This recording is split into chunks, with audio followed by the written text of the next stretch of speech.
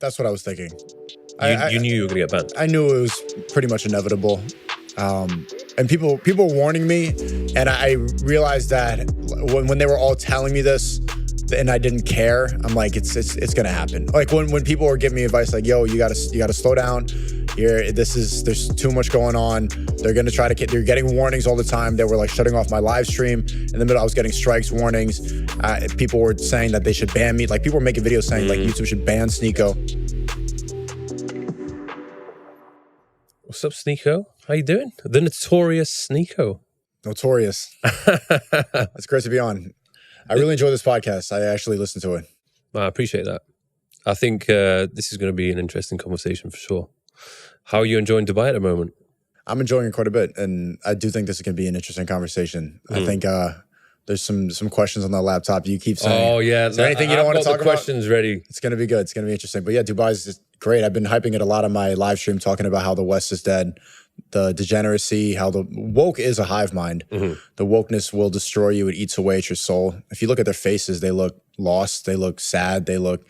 You could see woke on somebody's face. There's a lack of sun. There's a lack of happiness. You could see the antidepressants, some of the injections they're taking. You can read it on their face. And this is a place, it's like a utopia away from it all. I noticed that when I went back to the UK over the Christmas time. I was just looking at the people and there was something off. Like everybody just seemed so down, depressed, like as if there was like no hope. Yeah, you could read the cancel culture in their eyebrows, and especially after the whole mask thing, everyone looking at each other and being scared, that they really bought into the division. But people don't want to admit they're wrong. It's pretty eye-opening how their worldview isn't working. It makes them unhappy, and they will still defend it instead of try to question it. You understand? Like, they're not happy people. They don't like canceling each other. They don't find satisfaction, and they don't find purpose. They don't have drive, or they don't have hope with the woke mind, but they will actively defend it instead of try to change that. That's very strange to me. It's interesting. I've heard and seen a lot about you, but I feel like I don't truly know you. And I think a lot of people don't really know who you truly are. I think you're quite a potentially misunderstood character. So this conversation, I want to try and show like the real you to the world. What I've noticed, even just typing your name in YouTube, there's people out there, YouTubers, who are literally putting together these like hour-long documentaries. There's a lot about your, people would call it the rise and the fall, or just the devastating demise. Yeah, which is ridiculous because you're 24 years old. Like, you haven't even really got started yet. No. Like, that's just been the first chapter of your career. And they talk about me as if my life is over because I'm not on you. But that's my existence on YouTube now, is mostly that, except for short form content. But yeah, it's mostly the leftists and the people I'm talking about, the woke mind, celebrating the fact that I got canceled. It's a weird existence right now on social media because I'm still really active. I've been doing podcasts in Dubai every single day. I stream every single day on Rumble. I exist on short form content, and I go on other people's platforms, make a lot of videos.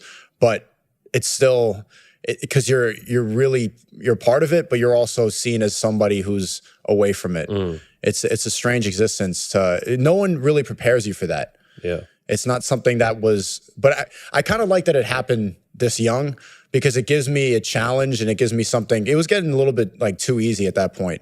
Just like if I stream and I can make 7 videos a night just reacting to people's content, like especially when you enrage a lot of people, you know, it boosts your engagement. If I tweet something like there's only 2 genders, it's going to get 100,000 likes just for the fact that people are so angry about it, debating nonstop. So if you can get people that emotionally involved, it's just light work. But were you doing that type of content and reacting the way you were reacting? Was that really you, or was that all calculated just to try and maximize controversy and views? It's amplified. Like you got to understand what entertains people. And I know how bad people's attention spans are. Like this podcast, for example, most people are going to see 5 seconds and then judge me, and they're still not going to understand. You want to find out like the real me or whatever. Most people are just going to see a clip and then make up their own mind about who I am and why I'm a bad person. Because I haven't done this often, but I gave it a try where I did some reaction videos, and I watched myself back, and it was, like it. it was so boring because it was just like fairly ordinary reactions. Like people don't really want to see that. They want to see you yell and scream, and they want to see some emotion. So it's I feel like when you're doing that type of content, you almost have to have those over the top reactions. Or else it's just you playing someone else's video and it's literally just you reacting. When I watch a video, I'm not there screaming about feminism and flailing and falling out of my chair, but no one wants to see me just sitting there like when I'm watching a video like that. So you need to add an element to it to make it your own. But yeah, that's not really what I was doing for the long time. If you talk about the real me, I was making... Yeah, because you started when you were 14. 14. Yeah, I was making red pill content back when I was 14, 15, talking about how I want to make it out of the matrix. I don't want to be working a 9 to 5. I don't want to be a slave. I don't want to regret my life. I don't want to be 40 and look back and then just like, regret not ever starting. Where's that coming from at the age of 14? Because that's like, you're thinking like somebody who's 10 years older. Like it's not normal. I'm saying it's impressive, but like, how are you thinking like that already at that age? I grew up in the woke mind, in the liberal hive mind, everybody doing exactly what they're supposed to do, always afraid, always prefacing a statement by like, I'm not racist, I'm not homophobic, the virtue signaling. And I was told that I was wrong a lot. I was told that I was a bad person. By who? By everyone, by my school, my teachers, a lot of times like my elders, my parents, and people around me, that the doctors, they said I had mental disabilities, stuff like this. But I always trusted that my intentions were pure. And so I didn't believe them from a young age. And so I knew in my heart that there wasn't something wrong with me, that this life that they were offering is just not what I wanted to do. I didn't want to take that path. I didn't want to be like them. I wanted to live independent and free and, fly to Dubai if I want to. So at that point, at that age, you felt this need to almost voice your opinions in a way. You started making videos, you were gaming, am I right? But then when you were gaming, you were doing these commentaries where you were just expressing your thoughts. And then after that, you started doing the sit-down videos where you were talking about a wide variety of topics. Did you feel like when you were doing that, you were very quickly building up an audience at that stage? It was pretty quick. And then I took a lot of years off because when you live chronically online, you run out of things to say. There's you have no life experience. You have nothing to talk about besides just being on the internet. And you see a lot of channels like that. That's why they choose to make documentaries about somebody else, because they have nothing about their life that they can speak about. So they choose to speak about somebody else's experience. So I took some years off, but it did grow pretty quickly. But a lot of people rush it. My first 100 videos, I would refresh on my laptop. This is before YouTube. Back in the day, I think you remember this, they used to freeze the YouTube views at 301 plus views. Oh, yeah. And there you could see my first 100 videos all say 301 plus, because I was just refreshing on my laptop trying to get the views to go up. I was bad for a while, but I learned a lot, and I didn't have any expectations of it. I think people now, they get into it and they want to go viral. They want to blow up. There's this idea, I blew up. Doing what? Like, what is it about you? Like, I just want to blow up. Well, you don't add anything to the world. I just always enjoyed doing that more than anything. That's all. I think I've always understood that inspiration is the highest form of human achievement. That's what makes you happiest.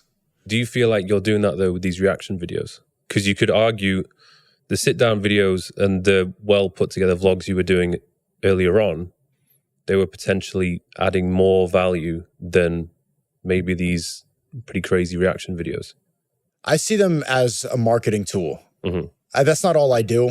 I make my own content. I'm about to go back to the States and do a movie, my first movie. And I see this as a way to monetize the attention economy in the short form. I saw how everything shifted, and I was making cinematic, artistic type videos that were taking months to edit. The most all-nighters, just me in my room, not sleeping, drinking coffee, scripting, rewriting, editing, and then you package it up and you post it, and then someone can react to my video and get more views, get more money, and just overall monetize it more than I did from a month of focusing on this. So it's just like, why am I spending all this time working on this when social media does not favor that type of content? You need to put your foot into both. If you want to last. I was noticing it was starting to plateau after a while doing the same thing because everybody else was just, if you stream for 5 hours, it's compared to what you can do in long form or editing and artistic videos, it's just not fair. So I don't see it as, I understand what you're saying, but I see it as a marketing tool. What I would imagine for a lot of people, if they're wanting to get started, there is the least amount of cost involved in terms of time and effort when you can just react to somebody else's video. And if you're good at reacting, you can very quickly build an audience. But do you then want to be in a position where you're just constantly reacting to other people's content?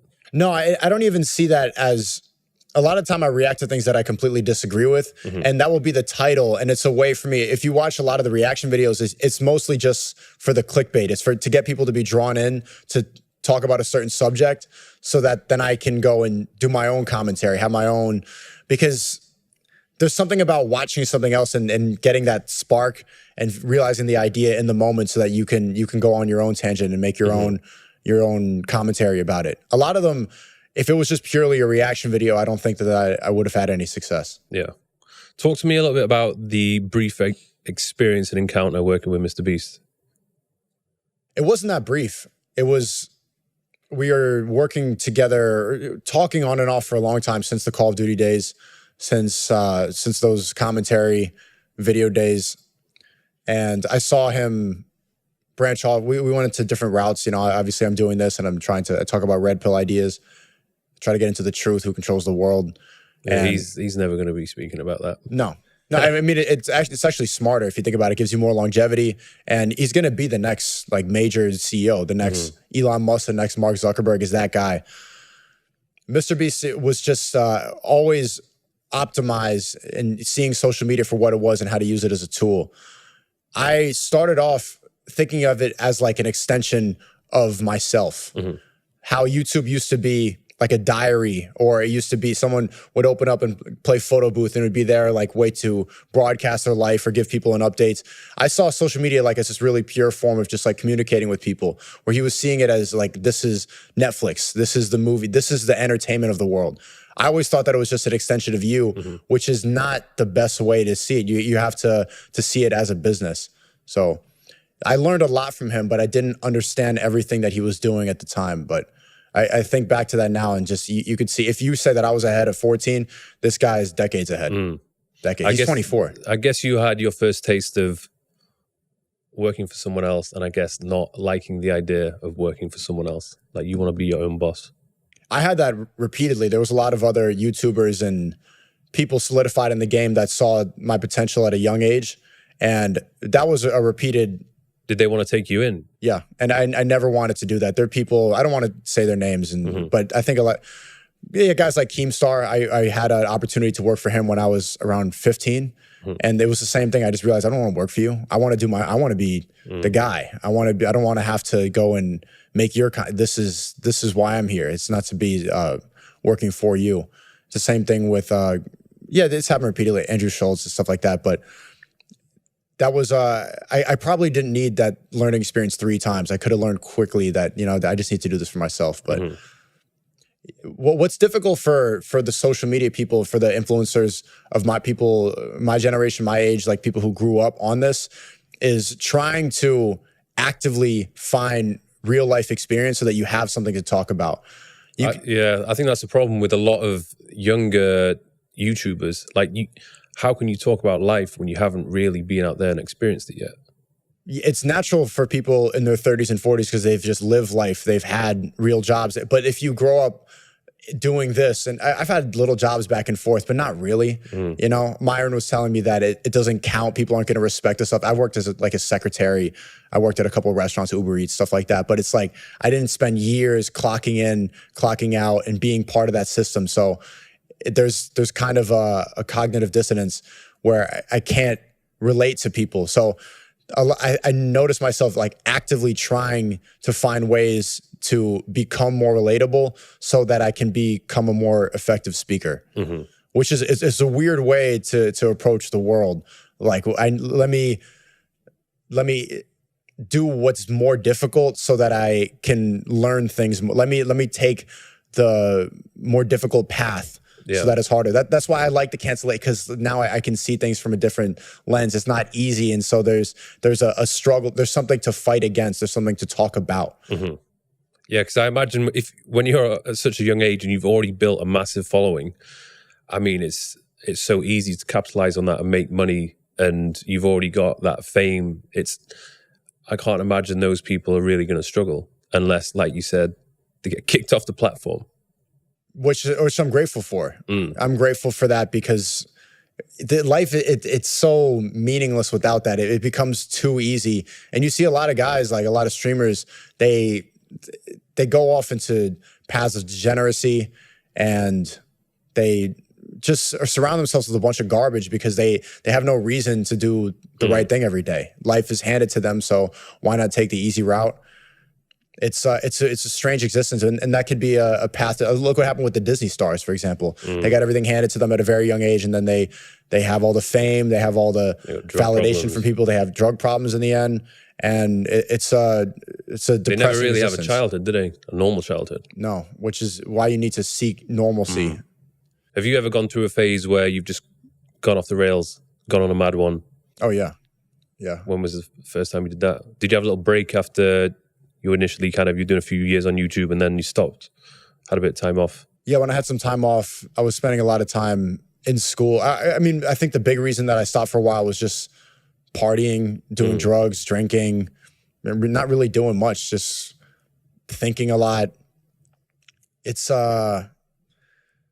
and I wasn't fulfilling my purpose. I wasn't doing what was difficult. But the partying and the degeneracy, I did that quite a bit. It's very easy to get sucked into. I've been there numerous times. But like you said, when you feel like you're wasting your potential, you're not fulfilling your purpose, that will almost lead you to kind of sink into this spiral of depression. And you're thinking, well, what's the point? Their life is meaningless at that point. And if you have no direction, if you don't have a goal in mind, then you're inevitably going to be depressed. That's the only path. So I would say to anyone watching this, this is why I think it's extremely important to believe in God or have some sort of religion, because if you have no religion, if you have no God at all, what ends up becoming your God is wokeness.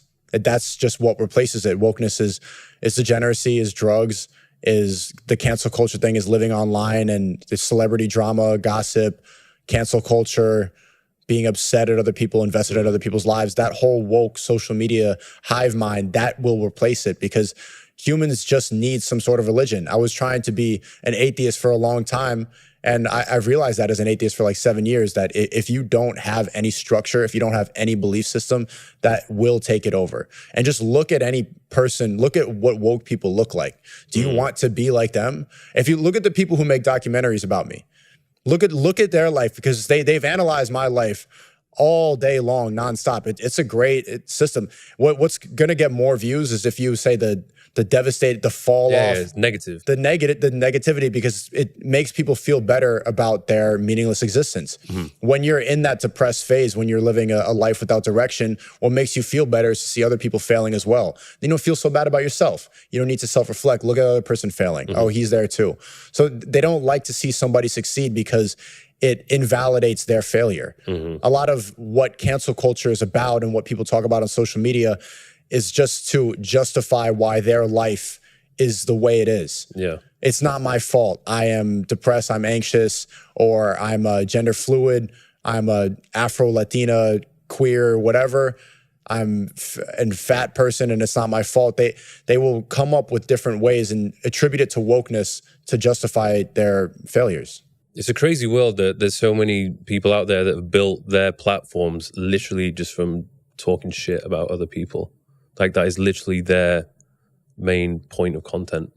It can't be a happy existence. No. You can't be a happy person doing that. And I would say for people watching, I'm sure you've had your fair share of haters, especially. I mean, fitness guy. Oh, the majority of the negative videos are just accuse me of taking steroids.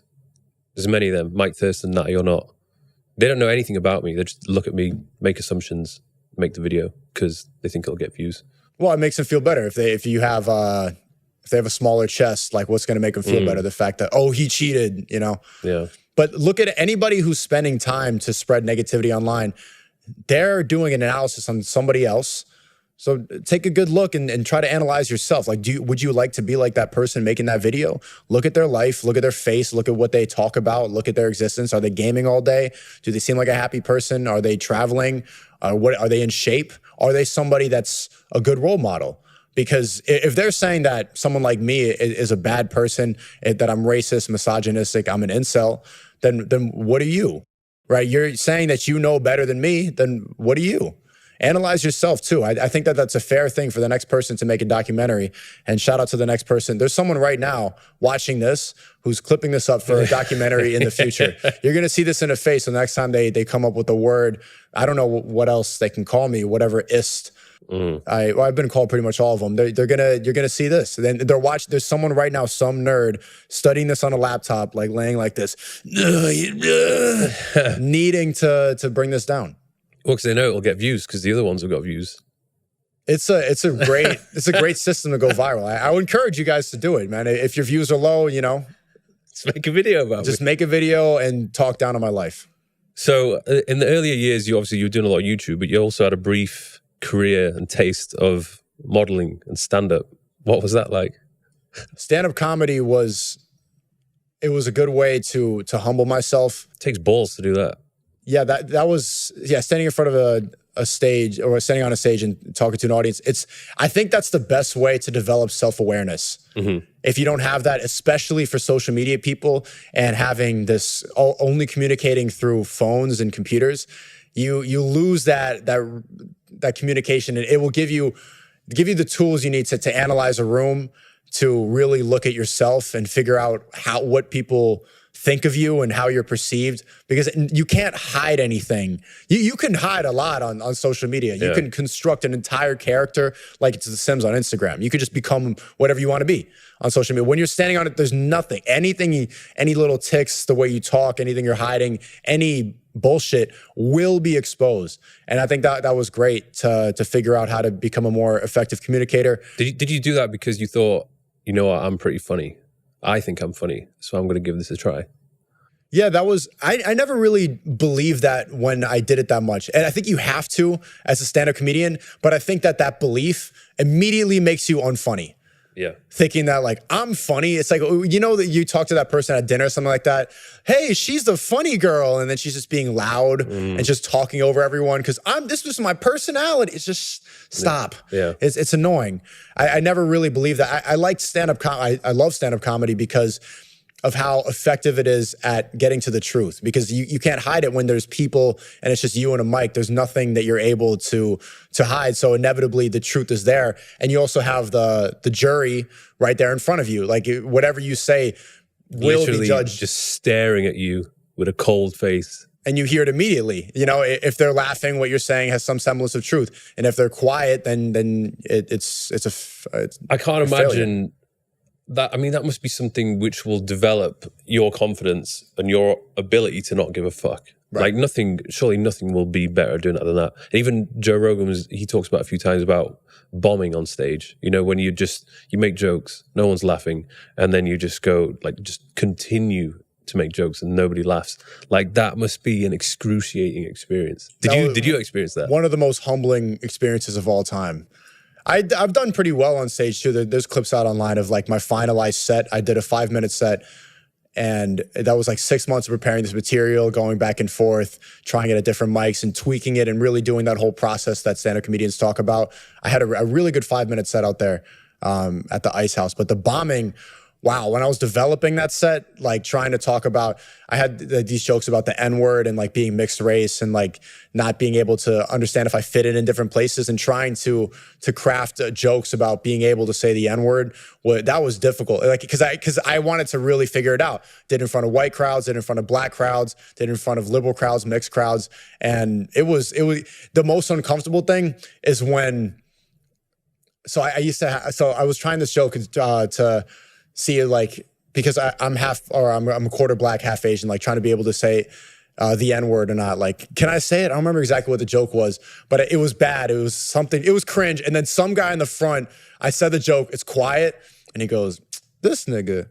And the whole crowd's laughing at what the guy in the front said. And I'm just here like, nigga, it's just like, and now it's over. Like he's the comedian now and I'm still on stage. Like you can't, what else, how are you going to go and get out of that hole? It's a social situation that it's some of the most humbling experiences that I've ever had was on stage developing those jokes. But it's fun to look back at. Yeah. What about the modeling?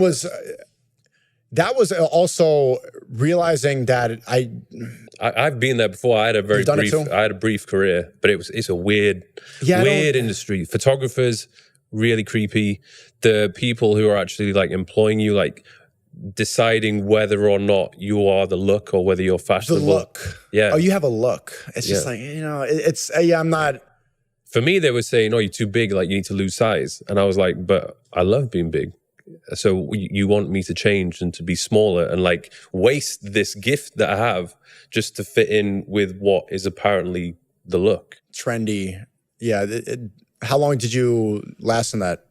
It was a bit of a side hustle, which I guess went on for maybe 2 years. Yeah, same thing. So it was a side hustle for me for about 2 years. I figured I would do it because, if I'm going to get paid for what I look like, I might as well. It's not that much. It was a great way to travel. I did Burberry before in London. So that was like, you get to fly out, be in a hotel in London. You're around models. That was a big part. Like, okay, trying to pick up models is one thing, but being on the set with the models, it's just light work, man. Yeah, then she's right across there. Afterwards. The after parties, you're just like, hey, let's go get it. You've been working all day. You're able to go and flirt with her on set all day long. And, you're sitting next to each other in the makeup chair, all this stuff. It's easy. That was the big part of it that I'm sure you probably had fun with that. But yeah, it's a good way to travel. But doesn't pay well though. Not at all. Like even the Burberry one, I made like $2,000 for a week, something like that. It's not very lucrative. Women make 5 times more pretty much. And you have to be like at the top of the game as well. Top of the top. It's so many castings going back and forth and just being judged and looked at by different people. The photographers are weird. And if you want to talk about wokeness, like that whole industry, there's a lot of people in there, and I think they have a specific agenda of what they want to put. I mean, the whole industry is run by gay guys. Yeah. And they pretty much set the beauty standards of the fashion, everything. And you see what's coming out with Balenciaga. And I don't know, it's just, I think that they have a strange agenda. The photo shoots and the campaigns they're doing, it's just, I look at it and I'm like, what is going on? Like, it's weird. Really weird. But everyone's just kind of, I understand it's an art and it's like a way of expression, but there's a line which you can cross, which I think is happening a lot more frequent now. But so many people just like, oh, okay, that's cool. Yeah, they turn away. Yeah, I mean, it is. I guess it is artistic and expressive, but when you really look at what they're spreading, a lot of it just is Satanism. It's like, and why does that what does that have to do with fashion? Why are you actively just trying to disrespect God to put on clothes? Not for me. I don't like that industry. So after those brief stints doing those things, you came back to YouTube. You had a little successful series, which was the 1 Minute Podcast. How did you get the idea for that? That was from stand-up comedy. A big part of it was I love crowd work. I like when you can just get on stage, and a lot of stand-up comics will put themselves in situations where they'll just talk to the people in the front and try to come up with material on the spot like that. And you could see things being created just off simple situations like that. Also changed my mind from Steven Crowder, him sitting up. I love the setup of just like here, camera in public, just like this. You have a sign, you sit down, you're just talking to strangers in and out. And I thought it'd be really good to do in New York, because New York that's like the stand-up comedy city. It's so that like people are getting on and off the train. It's quick. They in and out. I just had this vision in mind of that table with the trains, and people just get off the train and sit down for a second and then leave. And I could talk about any subject. I really enjoyed that. And I just did one too. I forgot about that. You just really reminded me I need to get my editor to finish it. I asked people about a certain shot in New York, and that was pretty eye-opening. I think that was what really made me see the woke mind for what it was, and how much everybody's virtue signaling, especially in New York. What really, I first started asking questions about, my favorite one was, is it okay to be fat? That was when the rise of fat acceptance And I just asked that question, and seeing everybody trip over their own words, trying to justify why it's okay to be fat, even though they know it's unhealthy, even though they know it's up to personal responsibility and it's their decision. They were just like, well, I don't like the word fat. It's just, and you could see the mental gymnastics that they go through in order to say something that they know is not true. That made me realize how much everybody is programmed, and seeing how quickly I was able to predict conversation points up to like the 5th and 6th level. Like I knew what they were going to say next and just have the questions prepared because of, you can just figure out the steps of the woke mind. I think that's a great series. But you had to kind of, I guess, stop that because of COVID. Yeah. So then you went back to just doing at that point. You did your research, man. Oh yeah. Yeah. So after that, you went back and you did more. Did you start doing the reaction videos then? What happened after, like during COVID time? Yeah, so I started that series, and I figured out like, this is something that I can do. Like it was the combination of everything that I was good at, elements of stand-up comedy, of commentary, conversational skills, cinematics as well. I think that series is very visually appealing. I was combining everything that I'm really good at in one series, and then COVID happened, and I only got to make 2 of those videos. And so that made me feel very defeated. Like I finally figured it out. Coming up with YouTube content, like when you don't do anything else, it becomes repetitive. It's difficult. And that was like, I got it. I finally found the series. And so now I'm back in the house. Now I'm back here, and I'm in liberal New York City, where it was the epicenter. It was a weird point in time. That was like literally like I Am Legend zombie apocalypse. It was quiet. Like I went out and did videos in Times Square, and I was the only person in Times Square. Yeah, where the ball drop is, where everybody knows the Giants, everybody knows, and I'm the only person there. It was just, it felt like I was walking around in a video game. And so that really shook up my reality a lot, and made me have to triple down to figure out what the next step was. So during that point in time, that year, what type of content were you doing? What was I doing? That's when I did start to realize that reaction videos were the way to go, because I'm like, okay, how do I make videos inside? Well, I need something to talk about. I've talked about everything that I don't. And I was also pretty directionless at the time. That's when was that the time when you were quite open about a relationship that you were in? Yeah. And you kind of... Yeah, around then. Yeah. Yeah. What have you learned from that experience? That it's not the same for men and women. That's degenerate. And it was just, that's what happens. Like when you have no purpose, you don't have a goal, you just end up, I was just at a swinger party because I'm just listening to red pill people, like fat people online, saying like, this is how to make it fair, and you don't have the right voices in your head. Like that's where you end up, at a swinger party. What I've learned is when it comes to relationships, most of that should just be kept in private. Like anytime because I've done it before, I was really public about swinger parties. No, about a relationship which I was in. This was in 2020 during lockdown. You don't share that with the internet, because then people I shared too much, and then everybody was just like way too involved in my own business. And when I was like almost being overly open and sharing my experience, people then will judge you on your actions and how you treated the situation. And then it created this big divide. And I was like, do you know what? Fuck ever being public about my relationships again. Yeah. Like I definitely don't want to be doing that. Yeah, everybody warned me about that too. I've been public with all my relationships. Like my last 3 long-term relationships were all very well documented online. I did videos. I would bring them in my content. That was a big one. Was one of my girlfriends during court. Like we'd do videos like, girlfriend cuts my hair, because you can't go to the barber. And yeah, it's better in a way though. That's private. That's cool though. Like doing stuff together like that. That's good content for girls. Yeah, girls love that. But when you get too deep, that's when it gets a bit sketchy. People become really autistic and analytical about your life, and they won't. Yeah.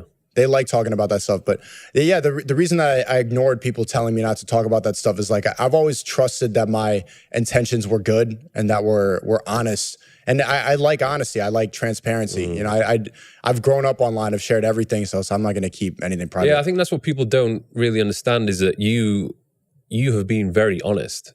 And even though your thoughts, your views, your opinions have been things which a lot of people maybe don't agree with, they have to respect the fact that you are literally just speaking what you think, which is rare these days.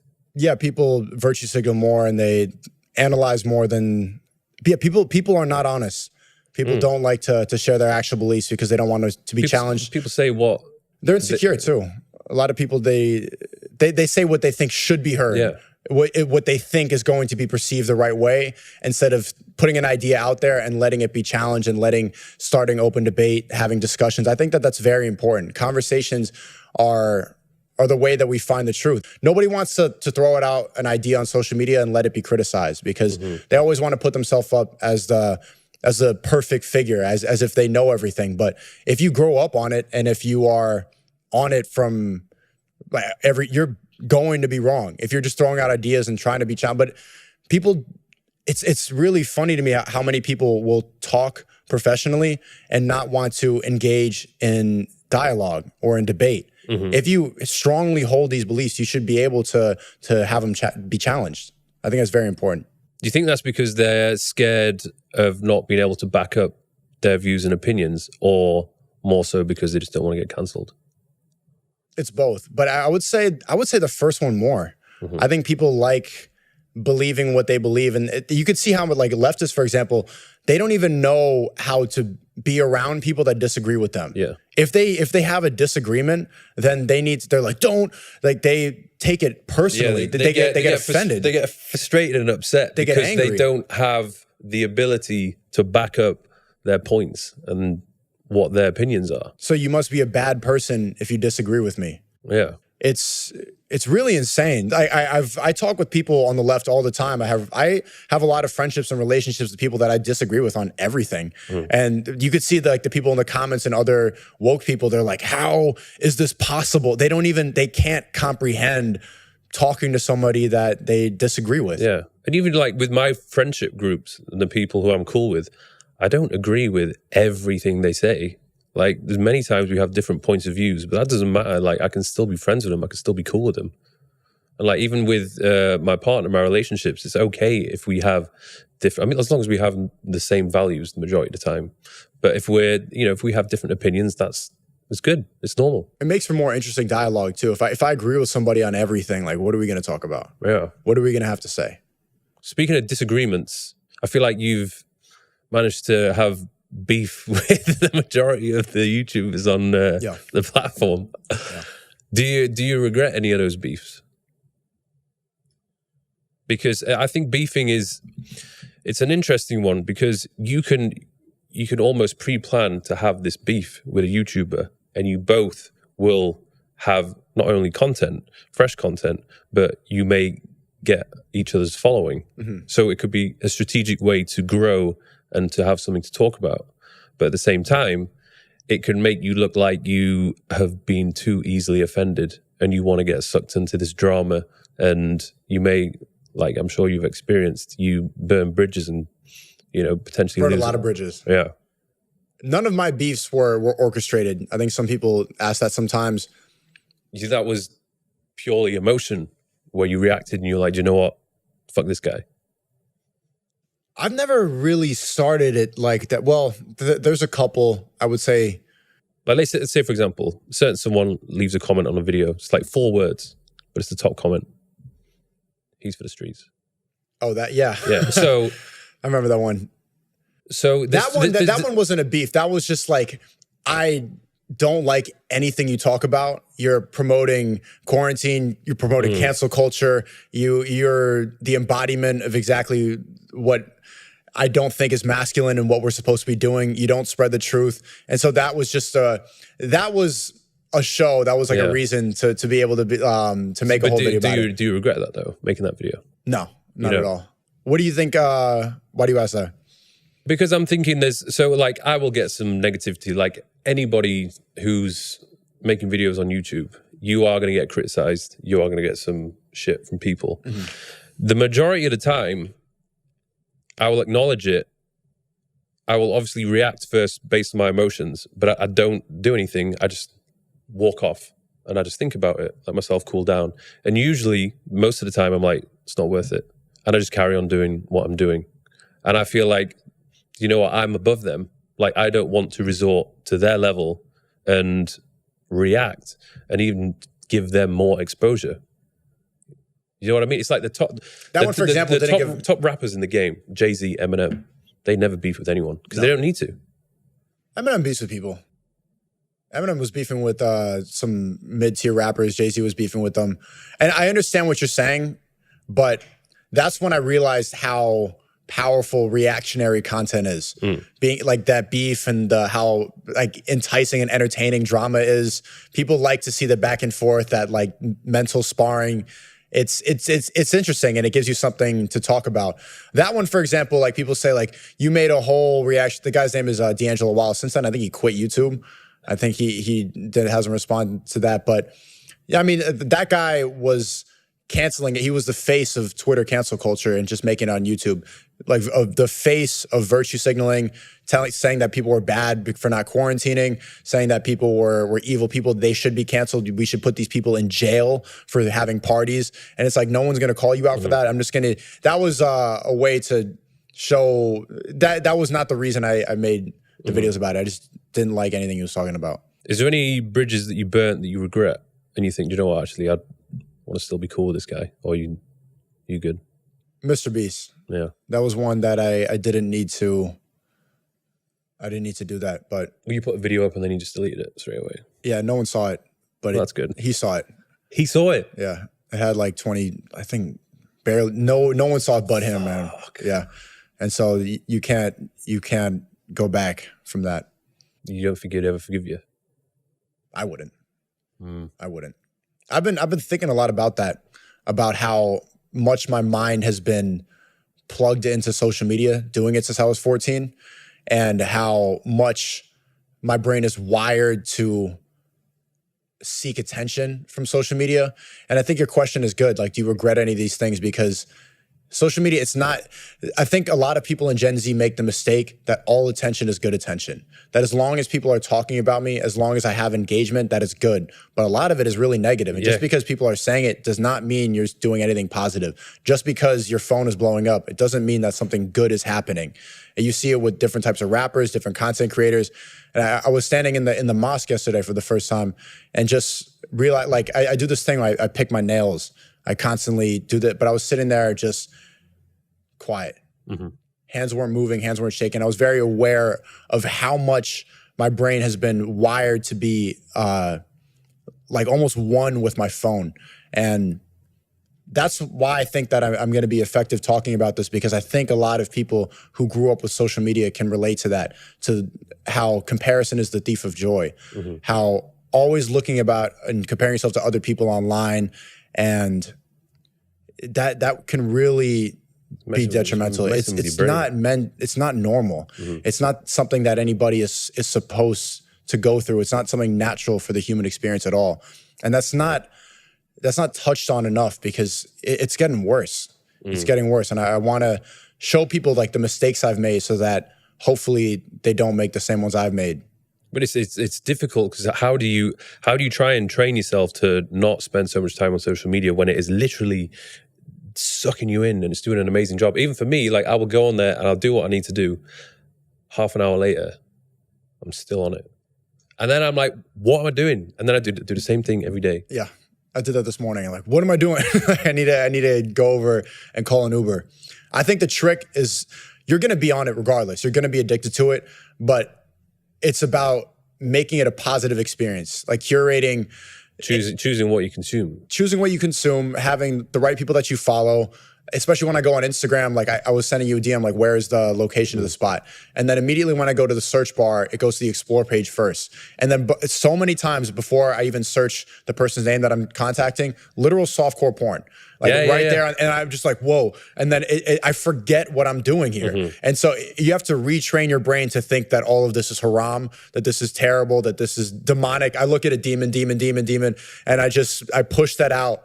So I've reprogrammed my mind to just be something, to just look at it and understand all the psyop and all the programming on there. One thing I do with my Instagram story now is just repost everybody going to the gym. And we have these phrases where I'll be like, I could be watching Netflix right now. And then everybody will post it like, I could be watching porn right now. I could be laying sideways eating chips in my bed right now. I could have been making excuses right now. I could have been dyeing my hair blue. I could have been canceling somebody, but instead they're showing a picture that they're in the gym and they're doing something positive. That is a positive use of social media. We're here inspiring each other, and we're here every time, like all the captions, all the quotes are something that is trying to resist that programming. I think if you make that part of your life, you can retrain your brain. But the first step is to understand how much programming, how much they try to suck you in, because if it's free, you're the product. And they're monetizing your mind, they're monetizing your soul. They're trying to take away all your attention and make it so that you're a slave to this. So if you know that and you're conscious of it and you constantly fight against it, you can win. Speaking of self-help, you squashed the beef with Hamza. You good with him? I had him on my podcast last year. It was a year ago? No, at the end of last year. Yeah, he's doing great things, man. I think you two are cool now. Yeah, I would say so. I would say so. He's in Thailand. He recently said that he's going to step away and fully embrace his masculinity. He's there like climbing mountains and meditating and journaling and like fighting bears and stuff, which I think is good. And he's not going to quit. It's good that he's doing that because he's going to come back stronger and have things to talk about. Because, you know, you talk about something about self-improvement for so long. There's only so much you could say. You need to have real life experience. You need to have things and wisdom to share with your audience. So he's going to come back stronger. What he's doing is really positive. And I realize why am I beefing with somebody that has a similar message? Why there's no point in doing this where we should be on the same team. I think it's definitely good to have a bit of time out just to reflect and even to just get out of that routine of making the same content which you've done for so often. Because if you get in the habit of doing it all the time, you think that's what you're supposed to do. And when I've had periods of time off, I look back at the content which I've been making, I'm like, do you know what? I actually don't want to be doing that anymore. I would rather start doing something like this. Like I've had periods of time, I've thought about doing this podcast for a while. I should have done it sooner than I actually did, but I finally got around to doing it. But that came about from having a bit of time off.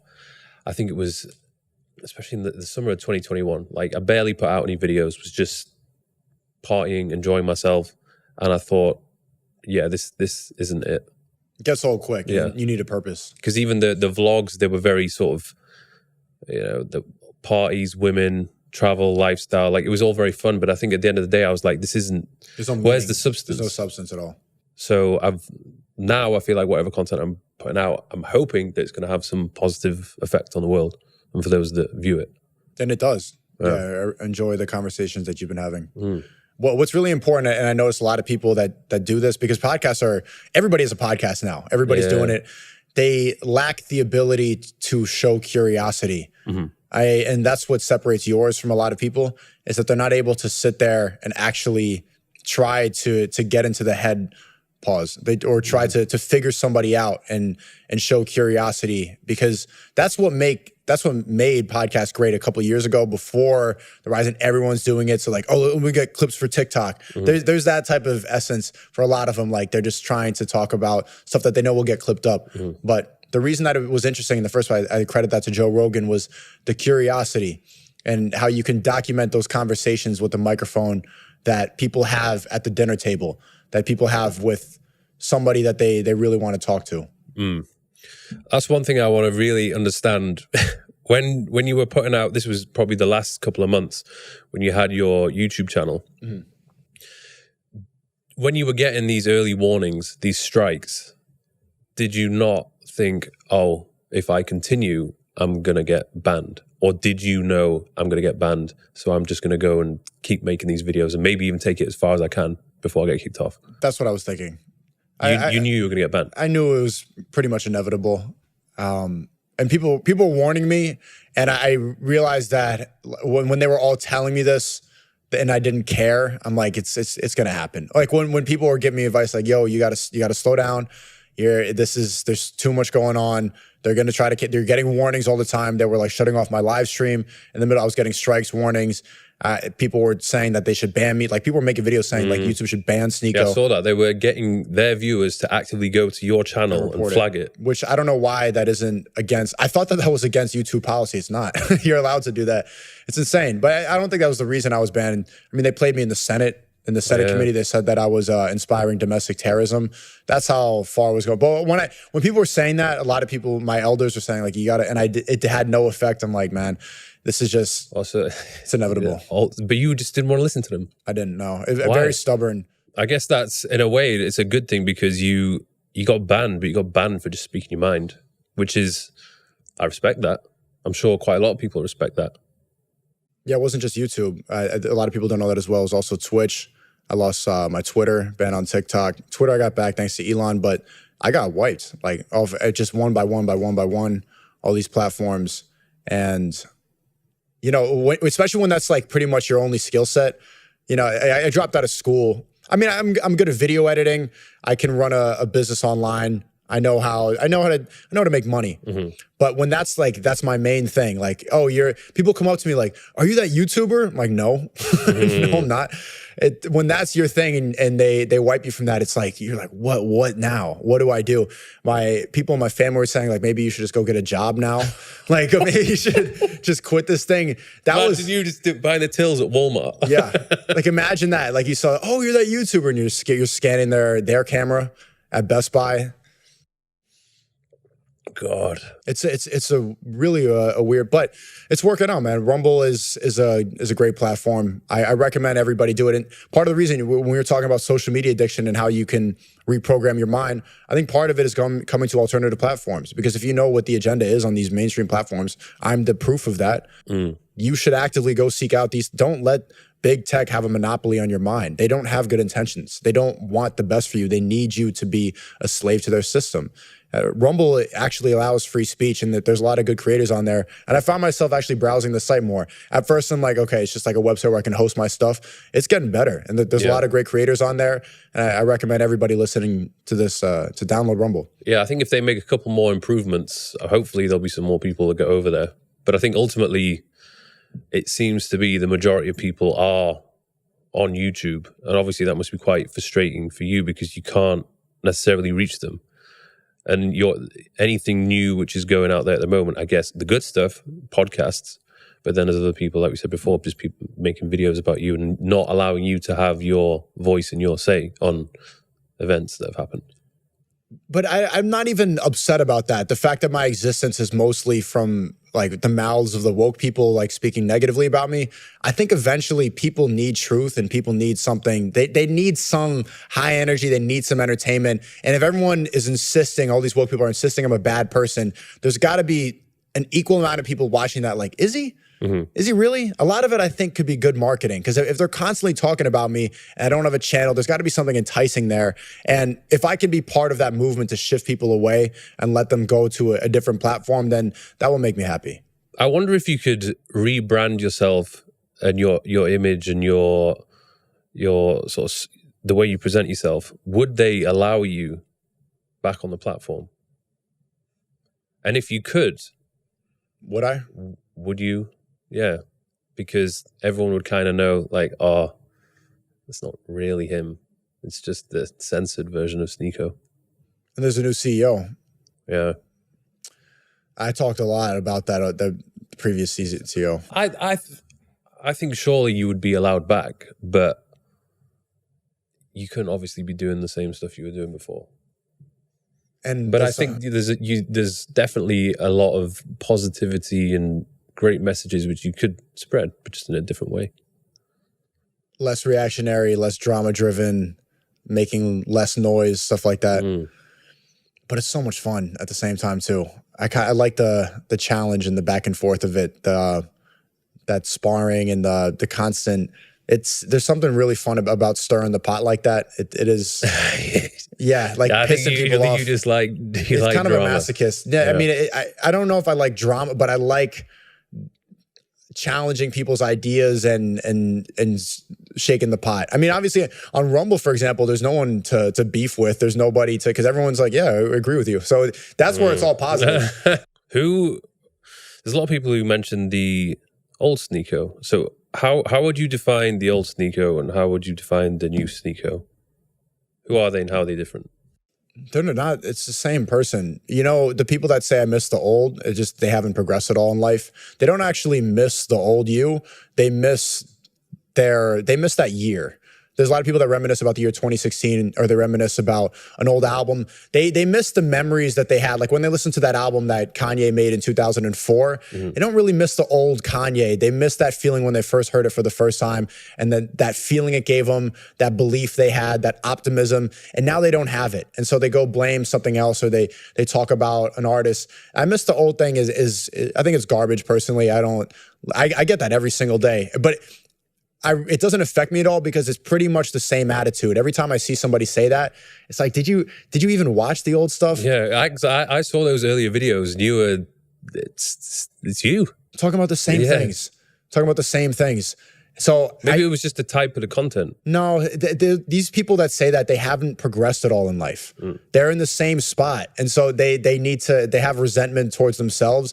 And I think that they say that about the content creator, because I progress every single day. That's what I'm about, is trying to learn new things and upgrade my life. And if you haven't, then I understand why. But I think there is a certain demographic of people that miss the videos I was making from 2018 to 2020, where I really tapped into this introspective type of content. I'm starting to post some of these videos on Twitter. Videos like, I don't know if you've seen them, like 20 years old, everything happens for a reason, fake it till you make it, falling in love is corny, but I'm still lonely. I was making these cinematic videos and I was smoking weed, and it was just like, it was kind of deep, I guess. I was like just talking about a lot of self-reflection. A lot of self-reflection, and it was like growing pains. It was tapping into a certain voice that people have in their head that is not documented online, because everybody's trying to uphold a perfect image. So I was just talking about like the frustrations of growing. It was extremely relatable, and I was able to do it in 4 minutes. And I would say it was really cinematic too. I come from kind of an artistic background, so the angles are different, and there was just the music I had. It was a movie. These videos were films, but it's not sustainable on social media. But I do want to upgrade. You ask about I can hear like a little bit of when you talk about the reaction stuff, like it's like, yeah, it's drama based, it's very social media. I don't want to do this forever. Like when I go back to the States, I'm doing my first short film. And then if it goes well, it's going to turn into a whole feature film. I'm going to be acting, actually. I've never acted in anything before. Look, man, I did stand-up comedy, done video editing. I love film. I love creating art. So I see this right now, the streaming era, because it's only been like 7 months of me streaming. Like you said, talk about the 1 minute podcast, the stand-up comedy, the Call of Duty videos. I see it and what I saw YouTube as was like a way to express myself. I see it as an online journey. So this journey right now is streaming and talking about the truth. Like right now, the world needs the red pill more than ever. The world needs information like what's on this podcast. And so this is what I want to involve myself completely and help as many people as I can, spread the truth as much as I can, call out the nonsense as much as I can. But eventually, my plan is to shift into films and go into creating actual art. And that's why, I went to film school, and a big reason why I got into YouTube when I was younger is that's what really inspired me when I was younger, were these films where stand-up comedians speaking the truth. So if I want to eventually go back, I want to go back to stand-up comedy. This is not forever.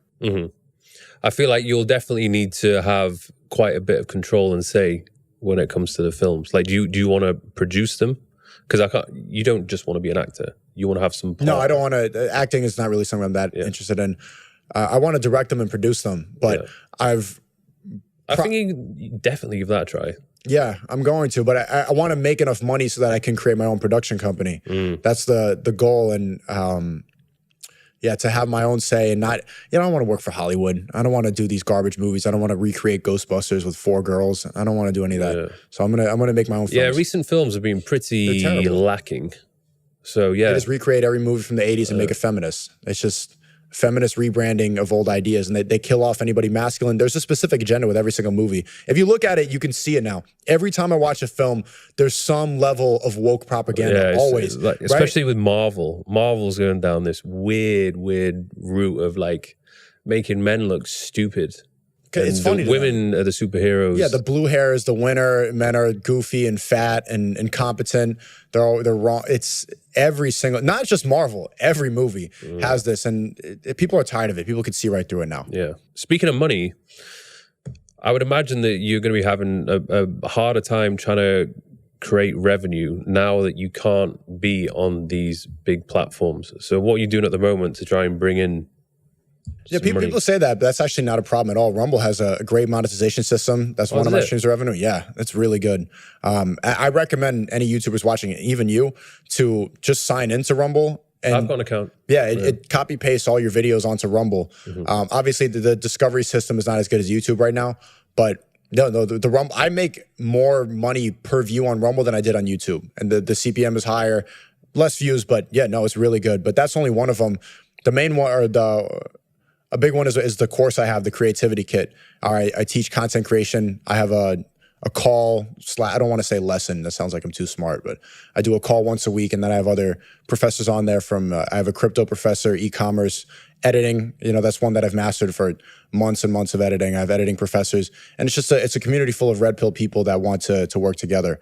And it's been really, people have moved in together from the creativity kit. They got out of their matrix jobs and they're focusing on developing online businesses, and they met through the creativity kit. That's what I think the main benefit of there is, the networking opportunities in there, because a lot of people are not like-minded. A lot of people just spend their time on social media plugged into nothing. So that's why I love Dubai so much, because you meet a lot of everybody here really is on the interesting same page. people who's on it. Right. For sure. That's why I don't want to move out here just yet, because I think you pointed it out. I kind of like the back and forth. I kind of want to stay in the woke place and with the nonsense a little more, so I can call it out more. And I have this thing where if I'm here, I think I'm going to be too happy, and then there's nothing to talk about. There's nothing to fight against. There's nothing to speak out. I just enjoy life. And like, what am I going to talk about if life is easy? Yeah, for sure. What's your relationship with Kanye like? I saw there's a picture of you and him on Instagram. What was that about? I was working on the campaign on A24. Oh, okay. Going back to the modeling. No, on the presidential campaign. Okay. And no, I would never go back. Yeah, I was there brainstorming, and I was like one of the idea guys. It didn't last too long. I was there for like about a couple weeks. But yeah, I learned a lot from him. And those conversations that I had, I'm still analyzing now, because there's really nobody that thinks like him. He's one of the most unique people that you'll ever get the chance to speak to. I think I've definitely judged him too harshly based on what social media or the way they're presenting him. They're not presenting him in a good light at all, I find. So he gives off the impression that he's just some crazy dude who has like lost the plot. But I would imagine if you could actually be there and speak to him. He's not crazy at all. Like when you speak to him, he's like one of the most brilliant people that you'll be around. Like sitting around him and doing, like, having brainstorming sessions. Like he'll get up and then go into song, or then he'll come up with a new idea. And the way he gets the best out of everybody that's around him. That you're there, like, actively challenging yourself. Being in those brainstorming sessions on Ye24, I imagine it was like developing Apple in the 80s with Steve Jobs. Like those sessions where you're just masterminding, creating, being visionaries. That's really what it was all about. So I guess he's crazy, but if you look at the definition of crazy, it's someone who's acting out of the ordinary. And you can't be a visionary if you're acting within the norm. It's going to be the same as everybody else. There needs to be somebody that's able to think outside of the box. And that is him. But everything that he talks about too, a lot of it is, he doesn't come from a podcasting background. He comes from a musical background, so he's not able to communicate on the same level that people are used to. I've seen him on podcasts, and you could tell his brain. He's all over the place. He's everywhere. But those are creative geniuses. You need somebody to think like that in order to find that new idea that somebody hasn't caught before. But how is it actually? How did that come to place where you are there with him doing that campaign? I'm friends with a lot of people on the far right, and they see me on streams, and Milo Yiannopoulos, I think that's how you pronounce his name, he had seen me on one of these streams with Nick Fuentes. He's completely wiped off of all social media, more than me, way more canceled than me. And they're like, yeah, I think this guy would be a good addition to the team. So I came over there, and I was there about for a couple of weeks. You've managed, especially at your age, because you're still relatively young, I would say, but you're getting yourself into these circles and spending time with a lot of guys who, they're pretty big in the red pill space on social media. Like you did a podcast the other day you were there with Tam. You were there with Fresh and Fit, Sterling, Cooper, Justin Waller. Yeah, like that. How do you feel when you're in that environment, knowing that these guys are like 10 years older than you or more? Does it feel intimidating? Of course it does. Like in a lot of those settings, I like that pressure of being around a lot of made men. And then all of them, I know they're thinking, this dork, this social media dork. And I'm just there. That's how you find the best in yourself. Yeah. Like same thing with Ye. Like he said, I'm talking to him on the phone and I made the mistake of saying, like, he asked me like what, I don't know if I've said, what I'll say. He asked me like what role I wanted to play in the campaign. And I'm like, I could be like the creative director. And he went, creative director? Like he started comparing me to Virgil, and like he's just like, who do you think? Like basically, like who are you? Yeah. Who are you? You're just this social media guy. You're this clout dude. You're gonna be me, my creative. He started making fun of my hoodie and stuff like that. Just ruthless. And I'm just there. I was in the airport waiting for the plane, and he was like being so brutally honest and roasting me so hard. I was standing up, and this guy's my idol, like legend. The reason I dropped out of school, and he's just like your hoodie. You came in with a cream hoodie, and then I'm standing at the airport. I just have to sit down like on the floor, and I'm like, oh God. But I like that pressure because you need that. You definitely need that, and I think I could be the example of that. I think we've accurately, or you've accurately explained it on this podcast, me getting involved in drama that's unnecessary, the back and forth, the attention seeking, the validation seeking online.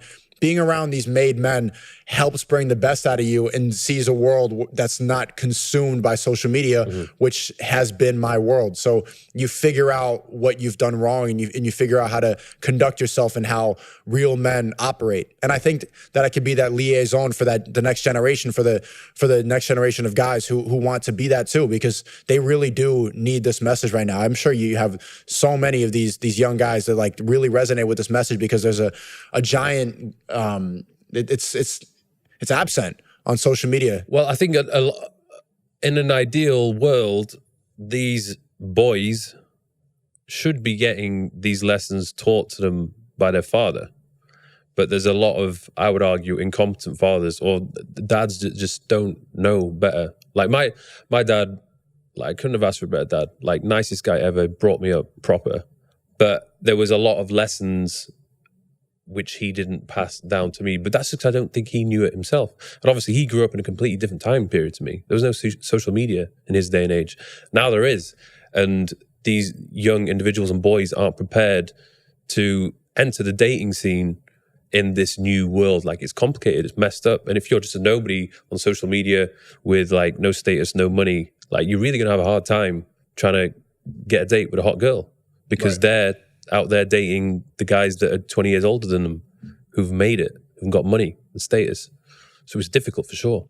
Yeah, and they don't know how to explain that for these guys. Look, it's I was telling you before the podcast started, like I've been on a lot of dates since I've been in Dubai, and a lot of them are like brutal. And like people will be like, what? Because if you like think objectively, I'm famous, have a lot of money, and you know, young, I'm in Dubai, all this stuff. Objectively, I'm not in the same bracket as a lot of guys, and it still sucks. And it's still like I have to deal with feminists. I still have to deal with women that, you know, if it still sucks like at this level, then man, it's got to be brutal for the average guy, and they don't know how to explain that. So this is why this type of content is extremely necessary. Yeah, I feel like the stuff which I'm making now, I'm making it for my younger self. The younger self who didn't really know what the hell he was doing. And ideally, you know, I can help these people to just not make the mistakes which I made, or, you know, have them go through those tough periods which I had. So I think I'm doing a good job. I'm curious to know, when you're dating now, are you dating girls that already know who you are?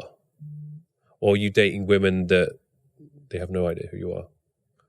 Even if most of the time they don't know, but then they'll look me up on Instagram, or like I've noticed a lot of girls will do screening. Like they'll be like, who's this guy? And they'll ask like one of their male friends or something like that, or like another guy. Male friends, I know, terrible, but they will they'll try to be like, oh, he's like this guy, and like they'll like look up some TikToks or something like that, and then they'll come to the date and they'll pretend like, oh, they'll act as if it's normal, but then throughout the conversation, like, oh, a lot of them have no idea. A lot of them, I've been on 2 dates since I came here, and a lot had no idea what I did, but I've noticed that it doesn't really make that much of a difference. Like, people talk a lot about how girls are clout chasers and stuff like that. I haven't noticed that making that big of an impact on dating. It really mostly is about character. That's what carries it. I haven't, of course, there's some girls that I date that know me from the content, and then you get to skip a lot of the shit tests. Like if they like what you do, then it's easier. But I was talking about this last night. I like going through the shit tests to strengthen my ability to navigate female nature. Like I like the combativeness and girls that are not easy to tame in a sense, because then you figure out more about yourself. And I'm trying to develop my frame and how to navigate this more and understand women better, understand myself better. I see these dates a lot of the time as mental chess. It could be interesting. I've had my fair share of dates, and I think it's been amazing for me, not only to build up my confidence, but to increase my experience with women, knowing what I want in a woman. And I was having a conversation with a girl yesterday, and she was saying that body count matters, and a guy with a high body count is a bad thing. And I was arguing with her, well, maybe there are certain aspects of it that are bad, but I think ultimately my experience with women has brought a whole load of advantages from being with more than with less. Did she concede? No, she was backing up a point.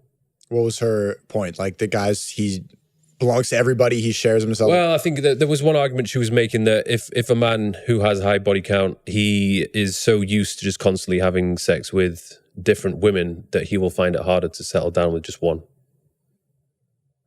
Why is that a bad thing? Because there's a lot of women who won't accept that in a relationship. They don't. There are some women who will tolerate being in a relationship with a top 1%, 10% guy who may sleep around. But realistically, you speak to most women, they're not going to be happy with that. They just don't want to know. Yeah. They can't handle the truth. They want to live in... Ignorance is bliss. They want to live in a delusional reality that's provided to them by a man who's capable enough. I mean, like, she'll have this debate, but is she really going? Is that really the case for what she's looking for? I don't think so. Body count for a man, it's not a deciding factor at all for 99% of women. And if it does, I've had these debates a lot of the time. They don't have any valid reason, because it doesn't devalue you as a man at all. It gives you more experience, makes you more competent, makes you understand women better. It's the complete opposite for women. The more bodies they have, the more men that they sleep with. The pair bonding is real, and their standards get all messed up. They don't know how to submit to a man anymore. It makes them less competent of a partner. Do you find that dating has been a distraction for you from you fulfilling your purpose, being on your grind, getting work done? See, this is the dichotomy, because I tell you, like, I get my inspiration for what I talk about on stream a lot from real life experience. So I genuinely think that if my life didn't have ups and downs, and I didn't have a lot of the back and forth or the dialogue or people like making fun of my past, stuff like that, then if it was too easy, then there would be no motivation. A lot of my motivation comes from, like, the cancellation was enough motivation I needed to triple down on that. So if I had a life that was completely easy, I don't even know if I would make content. I don't think I would. I think I would. That's where I get all of the drive is the fight. So you're on your social media, you're encouraging and inspiring a lot of other guys to go to the gym. Yeah. What's your gym routine like? Are you staying on top of your health, fitness? Yeah, I've been going to the gym consistently for about 3 months. But before that, I used to go to the gym a lot when I was in high school. I was benching, deadlifting, squatting a lot. I gained a good bit of size, and then I had this big injury. I had surgery, stuff like that, and I was out I lost like 30 pounds. I lost all those gains. I was in and out of the gym for a long time, but yeah, the past several months I've been really consistent with it. Do you think you can keep up with your consistency? I have to. I have to. because I've put I have a lot of because you're a role model now. People are looking up to you. That's what I'm saying. You can't slack off. I can't. And if I slack off now, then it's over. And there's the motivation. There's so many people waiting to say you're a failure, and I can't let them win. I'm not gonna. That's where the fight comes into play. I want to get jacked, and I want to have the giant chest and all that stuff, so that all the people that doubted, all that can look at that and just they'll have nothing else to talk about. And I think that's going to be a big inspiration for the people that watch my videos to be like, if he did it, then I could do it too. Do you have any struggles with keeping up with the consistency at the moment? No. So there's no problem. I've been in Dubai, like Myron and I have been going to the gym every day. I've been hitting the pads too, started boxing again. I have no problem being consistent with it. It's when you start going to the gym and you get in a routine of it, it becomes as normal as brushing your teeth. It's like if you don't do it, there's something off. You know, like when someone touches your hand in a weird way and you feel it and until you wash your hands and get it off. It's the same thing with like there's an itch. If I don't go to the gym, you know more than me about this stuff, but if I don't do it, it's like my day isn't complete. You just have to. You want to get to the point where you're making it a habit and it actually starts to feel weird if you're not going.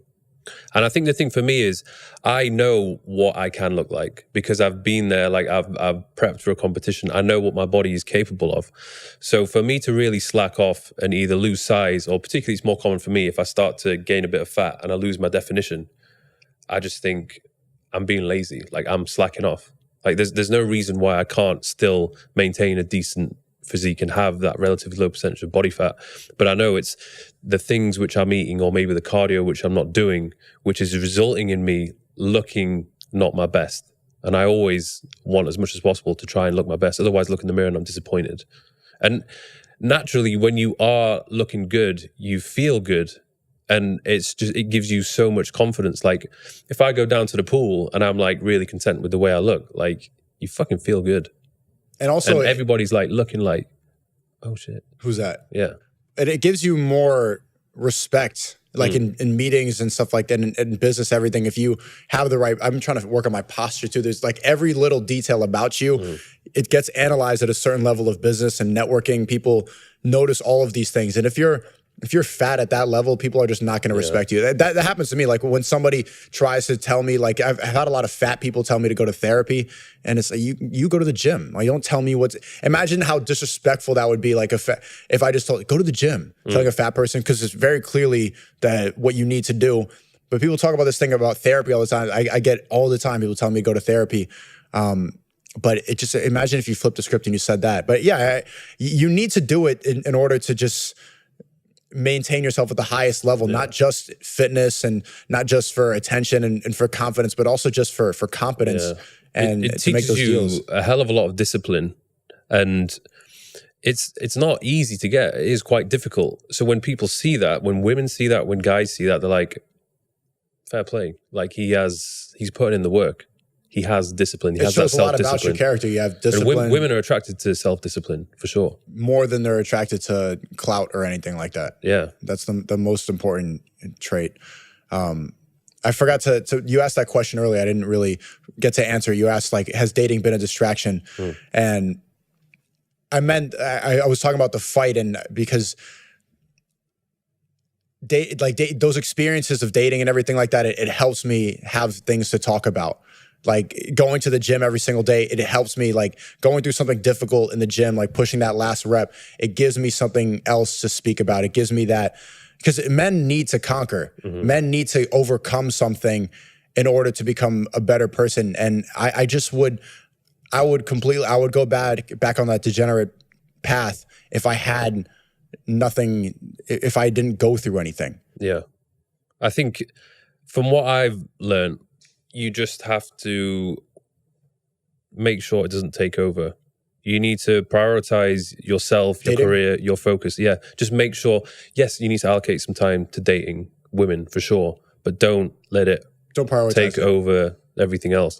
Like I know so many guys, like even myself, like I've made the mistake before where you end up catching feelings and you end up just investing way too much of your own time and energy into this woman, and then you start to notice, oh, like I'm not earning as much money, or at least the progress in how much money I was making has come to a stall. Like everything else just starts to either stall or start to decline. And she's not going to help you get out of that. No, and in many cases, I know so many guys get into relationships and they actually get in worse shape. Yeah, they get fat.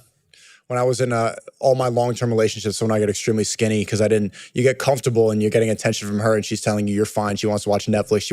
When a girl loves you, she wants all of your attention. And so you prioritize laying down and watching a little like dorky Netflix movie instead of going to the gym. It is detrimental. It's difficult because I've experienced it before where you do want to spend time with them, but the more time you spend with them, you get lazy, you get soft. And what I've found is even if I could spend like a day or 2 days with a woman. It depends who she is, obviously. But I find a lot of the time, like I build up this momentum where like I'm getting shit done. I'm in good routine with my training, nutrition, being super productive. And then I stop, spend the day with her or 2 days with her. I don't really do anything. Maybe it's good to have a little break from everything, like a little break. But then I find it so hard to get back into that flow state again. So it's tricky. I don't know if the solution is to be with somebody who will almost cater and allow you to continue to be in that flow state, or whether you just pie them off completely for a period of time. I don't know if you've experienced this, but I don't think women will actively try to keep you in that flow state unless you teach her how. Unless you teach her like what you need to do in order to be in that state. They're not going to be there pushing you to be your best until you say like, well, I need you to be cooking. I need you to not annoy me too much when I'm working. Don't bother me. Like sometimes I just need to sit alone and be with my thoughts because I need to analyze. She's not going to be there making you your best self. I haven't experienced that. I think that that's an idealistic view of relationships, but you really need to create that for yourself. I find it really, like I really struggle to get work done if I'm here and she's on the sofa on her phone. Like just her being there is, I can't zone into my work. That's why I like to live alone. Everyone's like, why, if I'm in a relationship, like, why not living with your partner? And I'm like, honestly, at this point in time, it would be the worst thing for me. It's such a time distraction because you're there, you're sitting on your laptop and then she's over there, she sits in your lap. Then all of a sudden, you put the laptop over there, 3 hours go by, and then you try to go again. And you're absolutely wiped out. And then drained. you're drained mentally, like, let's go out to eat. And then the whole day was just for her, just for 1 second where she wanted your attention. I don't know what it is about girls, like, especially when you're working, that's when they want to distract you the most. Like, now you want to sit on my lap, like, or now I'm in the zone, you need some attention. That is the best way. And also, do you live with other, just solo? So I when I left home at 18, I was living with guys right up until the age of 26. So there was like a house of 6 of us, 5 of us. And then it got down to like, there was 2 other people. And then end of 2016, I moved to London. And it was the first time I lived by myself. So it was a weird experience because to begin with, initially it was quite lonely, because I was so used to living with other people. And I moved to a city which I didn't really know anybody there. So it was weird making that adjustment. But in terms of my career, that everything blew up because there was no distractions. I knew what I needed to do. I woke up, got it done. And it was like that every single day. What I should have done in hindsight was made more effort to actually go out and socialize. But I kind of locked myself away because, I'm naturally more of an introverted person who actually likes to be by himself, which I figured out. There's pros of being by yourself, but if you do it too much, then you start to feel weird. Like you need human contact, interaction. Do you get that like doom state? What is this? Like I noticed when I operate well by myself too, I get the most work done, but I noticed that after a while, then it becomes like, I start to get more existential. Like I get like Taxi Driver, Robert De Niro. Like, what is this really about? What is this for? Yeah. I start thinking like, why am I doing this? When I don't have that support system, it becomes, sometimes it can feel really pointless. Yeah. And I think that's why it's what I've really done. And this is only just been for the past year. I've been super selective with who I'm spending my time with. And it's crazy to see the transformation in myself just from, either going for dinner or going to a beach club or whatever it might be with these people who are super driven, super knowledgeable, and just experienced in like other areas of life, which I don't have that much experience in. And it's been like life-changing. So I encourage people who, if those people are spending time with the wrong people, switch up who you're spending the time with. And if you are spending a lot of time by yourself, then try and consciously make an effort to spend more time with these people like you are. You know, you're spending a lot of time with these guys in their 30s, which without a doubt, I can already see the transformation in you. Like you are behaving more like them. And I think if you didn't have those figures, I wouldn't. You know, you would more degenerate. What direction would you go in? Right. Especially if you're only 24. So imagine spending time with other 24-year-olds. Like, you just get pulled into theirs. I notice how different the conversations are.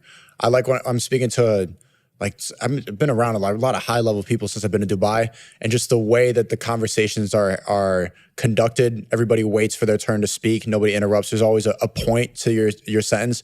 When you're around a bunch of 24-year-olds, you're talking like in memes. People are talking over each other. It's kind of, there's not really much of a direction. There's a less of a sense of respect. There's a lot of things that guys don't understand if you're around a lot of those people. And the biggest shift to get to that point where I'm thinking the way you described was viewing relationships as transactional, which holds you back at first because you're like, so it's not genuine.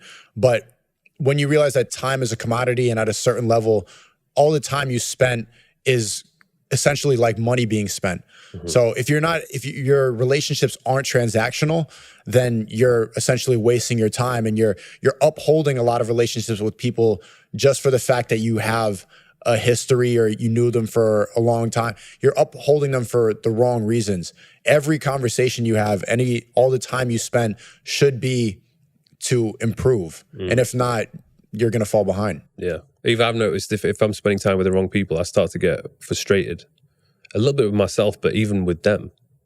And that's usually a sign where it's like, okay. You get annoyed that they're around. I'm like, this fucking conversation is so stupid. Yeah. So that's... It has nothing... Sometimes it shows in the conversation, like I get kind of like annoyed with the person, but it's not really their fault. They're not a bad person. Just this conversation, there's no point. You're not changing. I'm not changing. We're just here having the same conversation that we had 6 years ago. And I do get frustrated very quickly with that. Do you have many friends your age? Yeah. Yes. Yeah. Yeah, but I would say most of the people that I spend the most time with now are much older than me. Mm-hmm. And I noticed two things about that, is that people that are a lot older than you, they like having their ego stroked for giving you advice. I'm sure you've noticed that.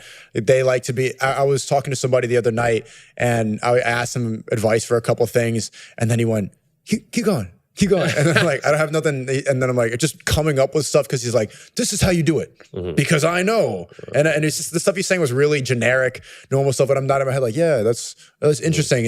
And then afterwards, I was told by another person in the conversation, like, you played that well. You played that like chess, because you realize like people at a certain level, they like to feel like they're the big guy. They've done a lot of things, and also that they're passing on knowledge to the next generation. So it is a chess move, but also there's a lot you can learn from these people too. So, and you can be humbling as well to them. They're in this like, I'm a respected man all the time, and then I come in like dork, like just making fun of their clothes, Gen Z humor, roasting, stuff like that. It brings it all. It evens out the professional autism. So, before I wrap this up, over the past 10 years, what would you say is the biggest lesson you've learned? The biggest lesson I learned in 10 years is that the woke mind is a virus. It is a disease that infects you. I think it's more detrimental than anything else. I think you can lump in all the mental health crisis things that people talk about, like ADHD, depression, anxiety, PTSD, OCD, all the stuff that people claim is like their personality traits. I think you could attribute that to the woke mind virus. Classifying yourself based off of your race, or about things that, you didn't do anything, that you didn't achieve these things, but you talk about them because it gives you validation without doing anything. And that's one of the most detrimental things to people in the West.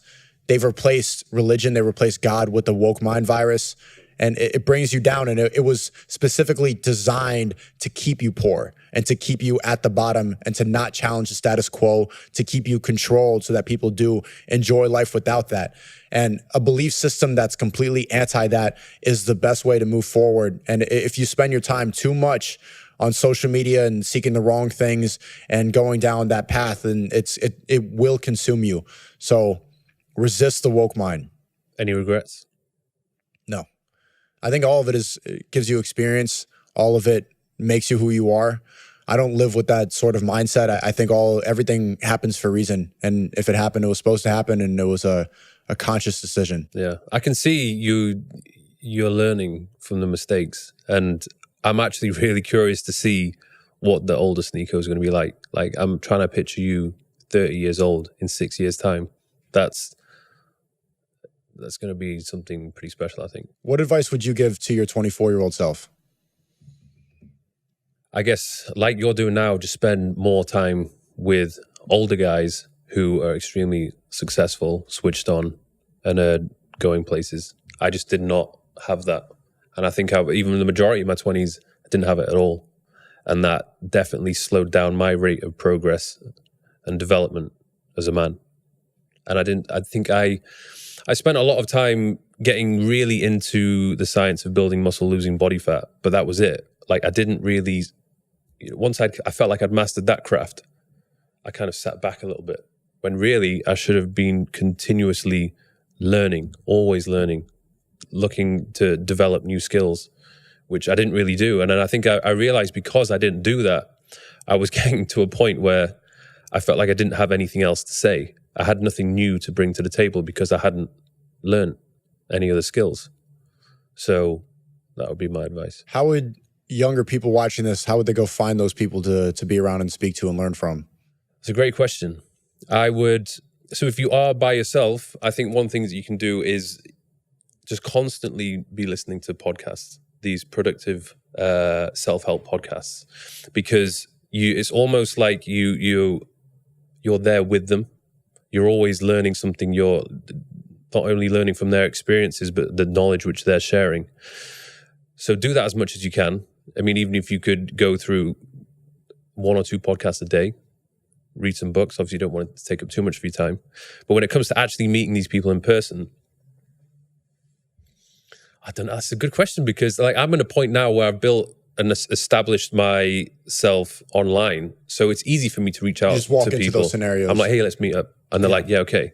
So I would say, in a sense, you have to develop your online presence a little bit, so that, without a doubt, the more following that you have, the more doors that's going to open. It's transactional. Those people want to be around me because I have a large audience. And even now, like, if people approach me and they are literally like a nobody, then it's a waste of your time. Yeah. And unfortunately, that's like the sad world that we live in. But it doesn't just have to be about clout. A lot of it could be adding value. Like, I mean, if they are like extremely gifted and knowledgeable, then for sure I would want to sit down and speak to them. But it doesn't get my attention as much as somebody who already has a big presence and a good reputation. So you just have to work on yourself. Maybe try, if you can, like, maybe there's like these masterminds or meetups which people have in specific industries. I'm sure they do exist. But the problem with a lot of masterminds is they cost money.